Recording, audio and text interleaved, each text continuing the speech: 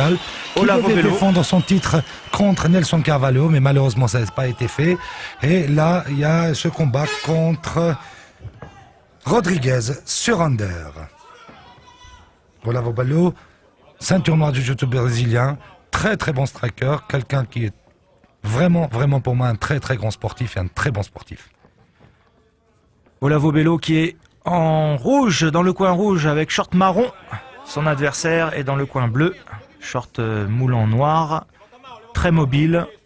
Alors, il va falloir faire attention à la boxe du Hollandais. Un low kick qui claque. Petit travail de front kick. Observation cadre. On essaie bien de cadrer son adversaire du côté de Bello. Olavo qui veut amener au combat au sol. Qui veut amener le combat de sol. Alors le Hollandais qui était appelé un petit peu à la dernière minute, Ray, non. Je voudrais saluer ces combattants hollandais qui ont accepté le combat la veille et qui ont permis à Olavo et à Nelson de combattre ce soir-là. Ouais, c'est un guerrier, hein, franchement. Accepter de combattre un combattant local de cette champion, qualité. Quel combattant, un champion. Un champion, pardonnez-moi, un champion en titre. Eh oui. Allez, un travail de lutte. On prend son adversaire, on le colle contre l'octogone pour venir contrôler avec ses mains. On est de côté, on prend pas de risque, position de défense du Hollandais qui vient mettre là. Oh, magnifique, tentative, il est retombé sur ses pieds, on replace tout de suite le bras gauche, mais il s'est fait déséquilibrer vers l'arrière. En position de montée directement, il est en position de montée déjà Olavo. Alors là, ça peut faire attention. Ça peut finir en quelques secondes, hein. Grand Dan Pan ou soumission, position à cheval, contrôle à cheval. Attention Grand Dan Pan, le Hollandais va vouloir saisir la tête de Bello, l'empêcher de se redresser pour pas être frappé. Ah, ça parle en brésilien dans le coin. On a le professeur de Olavo, André Negao, qui est toujours avec Olavo, toujours, chaque combat, chaque compétition, il est là à côté de lui. Et c'est l'élève de Royler Gracie. Et oui, la famille Gracie, qui sont réputés pour avoir fait parler du jiu-jitsu brésilien dans le monde entier. Et c'est grâce à eux, ouais. J'estime pour que le MMA, on est là. Alors, si on doit revenir un petit peu sur l'histoire, on peut dire que c'est grâce à Jigoro Kano, le maître fondateur de l'école de judo, qui a envoyé Maïda sur le continent américain et brésilien et qui a rencontré Carlson Gracie, qui a rencontré une école... Helio Gracie. Et Helio Gracie était un des premiers disciples de Maïda. Maïda est arrivé au Brésil, il a ouvert son école de judo et personne venait. Il disait mais c'est incroyable, pourquoi personne vient? Il a vu le Vale Tudo, il a compris. Il a défié les premiers champions de Vale Tudo, il les a battus, il les a amenés au sol, il mettait des clés de bras, des clés de jambes. Et là, ses premiers disciples, Helio Gracie, ont dit mais qu'est-ce que c'est que cet art incroyable? C'était le Jiu-Jitsu.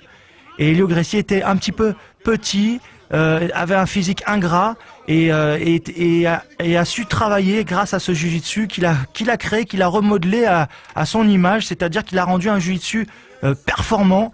Et grâce à sa technique, à ses études, à son entraînement, et ben il a défié les plus grands boxeurs de la planète, les plus grands champions. Et il a fondé un petit peu cette école de Vale Tudo de MMA. Et il a fait surtout connaître le jiu-jitsu brésilien et l'art de la soumission au monde entier. Et il a eu surtout une descendance, hein, les Rickson Gracie, invaincu au Pride, Royce Gracie, le premier vainqueur de l'UFC. UFC 1, UFC 2. Ouais, UFC 1, UFC 2, à l'UFC 3, je crois qu'il n'avait pas pu combattre, il a combattu en super fight à l'UFC 4. Exactement. La légende, hein, Royce Gracie, c'est vraiment une famille de légendes. Aujourd'hui, on a Renzo Gracie aussi qui avait combattu au Pride, on a aussi Roger Gracie qui est un grand champion de jiu-jitsu brésilien. Vraiment, c'est l'école du jiu-jitsu brésilien leur doit tout. D'ailleurs, au début, ça s'appelait Gracie Jiu-Jitsu. Gracie Jiu-Jitsu, eh oui. Alors, on a un énorme travail de Olavo Bello sur la technique au sol qui domine totalement son adversaire, le Hollandais. Mais par contre, le Hollandais qui se bat vraiment courageusement, qui se replace, qui a... Attention à l'étranglement. Ouh, l'étranglement n'est pas loin. Mais il est entre les jambes, donc ça peut pas marcher. Il faut être extrêmement puissant pour que ça marche. Techniquement, lorsqu'on est entre les jambes d'un adversaire, on ne peut pas venir étrangler. Parce qu'il a juste à se tendre, à se redresser pour pouvoir fuir. Et regardez, très beau travail technique du Hollandais. Le travail de Olavo aussi, avec ce mouvement de hanche. Oui. Ce mouvement de hanche qui a passé. Vous l'avez bien dit, hein. C'est toute cette technique, on glisse, on se replace. C'est comme de la danse au corps à corps. Tout est calculé, tout est instinctif. Je compare ça au jeu d'échecs. Moi, j'appelle ça surfer sur son adversaire. Mais c'est un jeu d'échecs totalement, le jiu-jitsu, c'est-à-dire, voilà, c'est terminé, cette première reprise incroyable, dominée totalement par Olavo Bello. Alors, c'est un jeu d'échecs totalement, puisque dès que l'adversaire fait quelque chose, eh ben, il peut être pris dans une position, dans une clé, et celui qui se déplace mal, eh ben, se fait cueillir par l'autre, et celui qui connaît le plus des techniques anticipe le replacement et le placement, et c'est c'est exactement ça, c'est un jeu d'échecs. C'était même Minotaur qui me l'avait expliqué une fois lorsque je l'avais vu à Paris. Très grand combattant, hein, son frère est là ce soir. On n'a pas le droit à l'erreur. On n'a pas le droit à l'erreur. Une seule erreur et on est soumis. Alors évidemment, on vous rassure, hein, vous public, ce sont des techniques qui sont répétées des centaines et des centaines de fois l'entraînement. On fait exactement la même chose en judo, en jiu-jitsu. Ce sont des techniques contrôlées. Dès que l'adversaire se sent partir ou a mal, il tape 2 fois sur son adversaire, il abandonne, signe universel, et c'est la même chose en MMA. Oh, trop gros travail de boxe pied-point, du Hollandais qui revient très fort dans cette deuxième reprise, attention, hein. Voilà, grosse pression, on vient en lutte tout de suite dès qu'on est un peu débordé sur les frappes.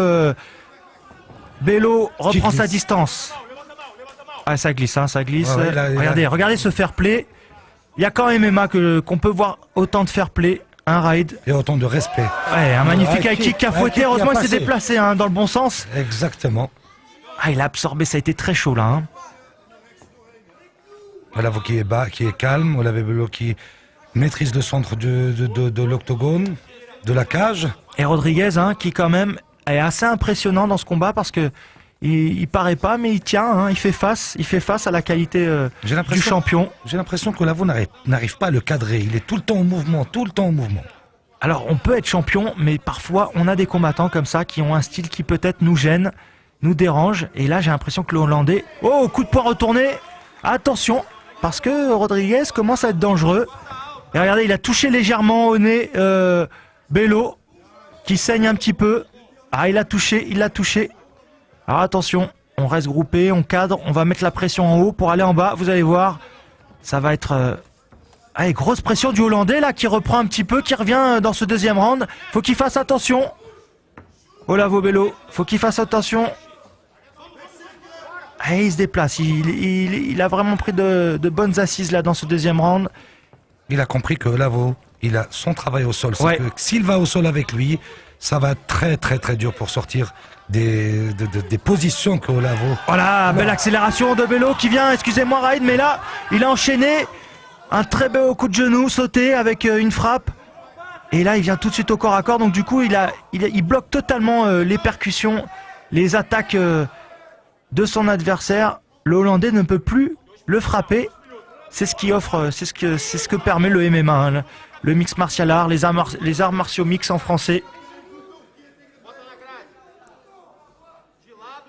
Voilà, c'est très stratégique, hein. Vous avez l'impression qu'il récupère. Oui, certes, il récupère, mais c'est très stratégique. Il ne faut pas faire le mauvais déplacement, le mauvais... Chaque centimètre est important, voilà. Chaque millimètre est important. Là, l'objectif, c'est de passer sous le centre de gravité pour pouvoir reprendre le contrôle, sinon se former au sol. Oui, 2-3 frappes là, magnifique crochet, travail en sortie du Hollandais Rodriguez, qui vraiment, on peut lui tirer notre chapeau parce que respect, il fait face au champion.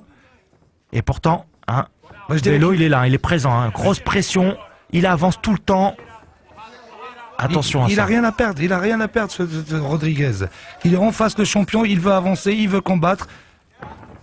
Même si c'est un combat qui n'est pas pour le titre, mais il en veut. Et puis c'est un peu aussi comme ça, hein, parfois la chance d'avoir un combat comme ça à la dernière minute. Quand on est promoteur, et ben, on peut se dire, ce combattant-là... c'est un beau combattant, on peut le faire revenir aussi. Exactement. Il est vaillant, il accepte le combat. Et c'est vraiment intéressant parce que là, il y a une belle opposition, il y a un équilibre qui se fait dans le combat, même s'il y a quand même une domination claire et nette de Olavo Bello.